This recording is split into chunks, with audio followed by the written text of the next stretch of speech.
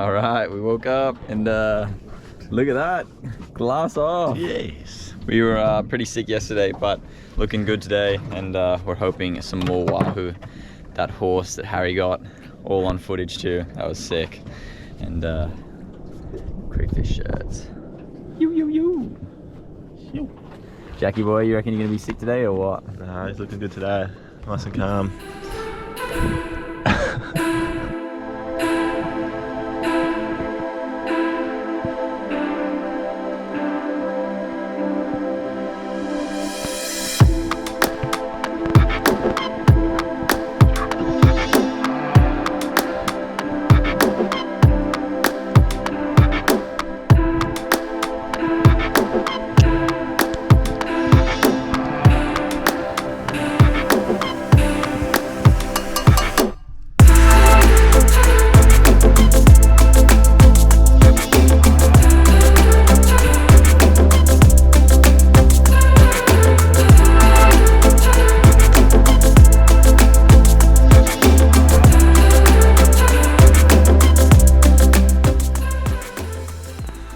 This was probably one of the most hectic starts to a day of blue water that we've actually ever had.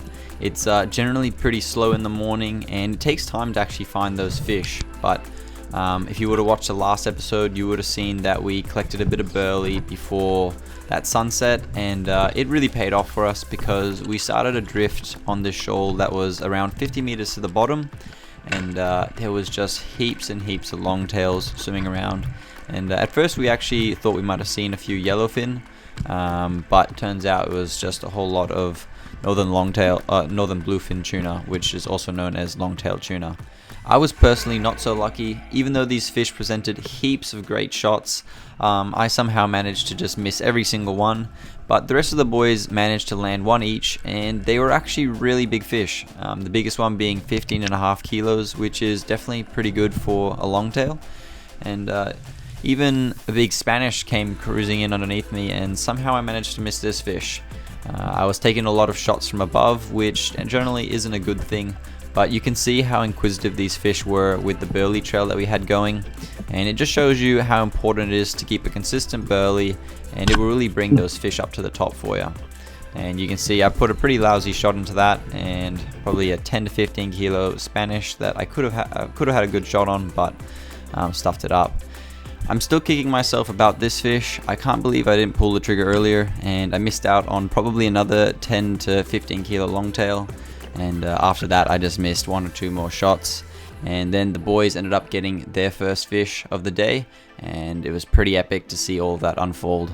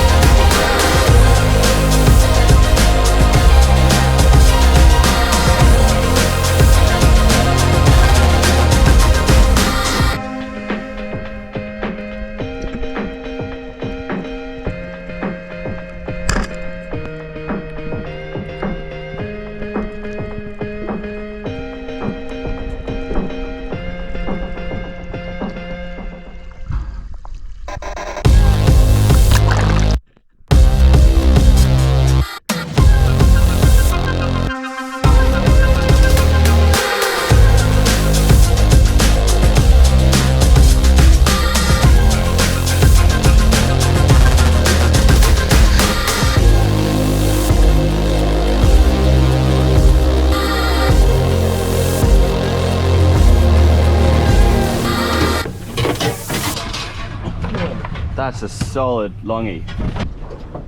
Alright, say something about the fish, boys. It's long, fat, gonna be great sashimi. Look at that!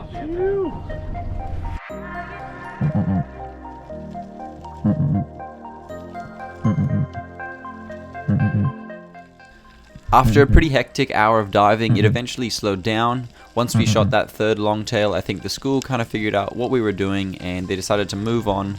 And so we moved back to the reef, a little bit more shallower stuff, and I tried to get a coronation trout. This is a fish that has eluded me on several trips now, and I still can't manage to close that gap and actually land one. I missed 2 on this day, and hopefully next time I'll get close enough. But after that, we did a few more drifts. And this is a video I just want to show you guys that it's important for the divers on the surface to be warning the person down on the bottom. This bull shark's fin actually crossed across my back, and it wasn't until he actually touched me that I felt it. And I went up to the boys and sort of told them, did you see it coming? And unfortunately they missed it as well, but it's important to make sure you're watching your buddy while he's down. We decided to redrift the same area where we had shot the wahoo and the jobfish on the first day, and it produced a pretty nice Spanish mackerel on the first drift, and I saw a few smaller dogtooth tuna sitting on the bottom, and so we only had a bit more chum left, and it was sort of getting to the later end of the day. So we jumped in with the plan of absolutely filling the water column with as much chum as we could, and with that trying to bring those dogtooth tuna a little bit closer to the surface. Once the chum line reached around that 20 to 25 meter mark, we noticed a lot of fish starting to come up, eating it, and we also just happened to be drifting onto that shallower part of the reef where we were hoping to actually meet those fish. It helps push them up to the surface, as well as that chum also being in the water column. And I took a dive down as I saw 3 doggies on the bottom, and I went down and put a perfect shot into this one. And for a moment there, I was really excited. I thought I'd landed my fish of the day. And it was definitely a PB dogtooth tuna as well for me, but it was only about 10 seconds after I shot the fish and there was already 3 massive bull sharks that were chasing it down. And even me holding that fish down, trying to not even give it any slack, there was really nothing that I could do. And even the boys on the surface tried their best to keep it away from the sharks, but that's one of the things that happen when you do chum. Obviously, in turn, you might get those fish up close, but the sharks will get a lot more aggressive, and then you might also end up losing the fish.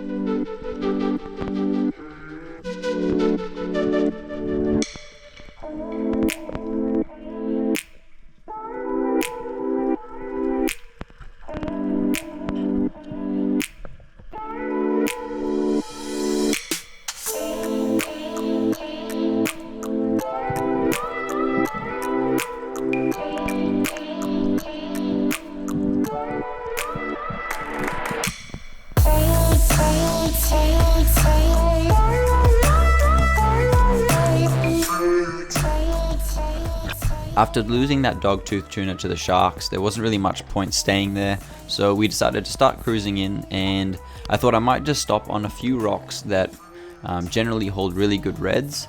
And first drop down, Peter sees an absolute monster, and he unfortunately misses it, but that fish was well and truly over 80 centimeters. And on the next dive down, we send Jack down to see if it's still there. And of course, with Red Emperor, they're a very confident fish, and generally they'll always stick around as long as you don't hit them. And this one came straight in for Jack, and he managed to put a perfect shot into this massive red. And it ended up being one of the biggest ones we've actually ever landed on the boat, coming in at around 81 centimeters and just shy of 9 kilos. I just wanted to be sure that this fish was definitely going to get landed, so I put a second shot in there just to reduce the likelihood of a tear, or even just the shark coming in as well. And this was honestly a pretty special moment for Jack, and after that we chased a few more reds before ending the trip.